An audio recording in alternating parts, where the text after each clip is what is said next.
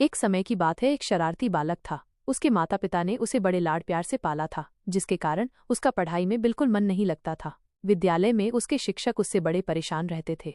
एक दिन उसके शिक्षक ने उसे बहुत डांटा और सजा के तौर पर पीटा भी। शिक्षक ने उसे समझाया कि पढ़ना कितना जरूरी है और उसे मन लगाकर पढ़ाई करने के लिए प्रेरित किया। धीरे धीरे उस बच्चे को ये बात समझ में आने लगी कि शिक्षा का महत्व क्या है। उसने मन लगाकर पढ़ाई करना शुरू कर दिया और अपनी परीक्षाओं में अच्छे अंक प्राप्त किए। समय बीतता गया और वो बच्चा बड़ा हो गया।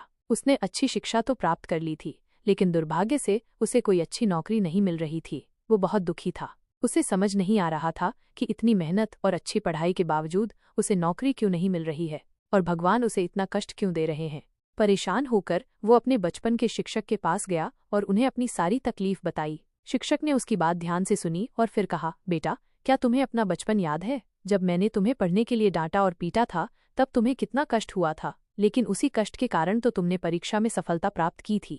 शिक्षक ने आगे कहा, आज तुम्हें कोई मार नहीं रहा है, कोई डांट नहीं रहा है, लेकिन याद रखो, हम सबका एक और शिक्षक है, भगवान। वो तुम्हें ये दर्द इसलिए दे रहा है क्योंकि वो तुमसे बहुत प्यार करता है। वो चाहता है कि तुम हार न मानो, मैदान छोड़कर मत भागो। वो चाहता है कि तुम अपनी मंजिल पाने के लिए और ज्यादा मेहनत करो और अपने काम को पूरी निष्ठा से करो। यह सुनकर उस युवक को एक नई दिशा मिली। उसे समझ में आया कि जीवन में आने वाली कठिनाइयां हमें कमजोर करने के लिए नहीं, बल्कि हमें और मजबूत बनाने के लिए होती हैं। उसने फिर से पूरे जोश के साथ नौकरी की तलाश शुरू कर दी और अंततः उसे सफलता मिली।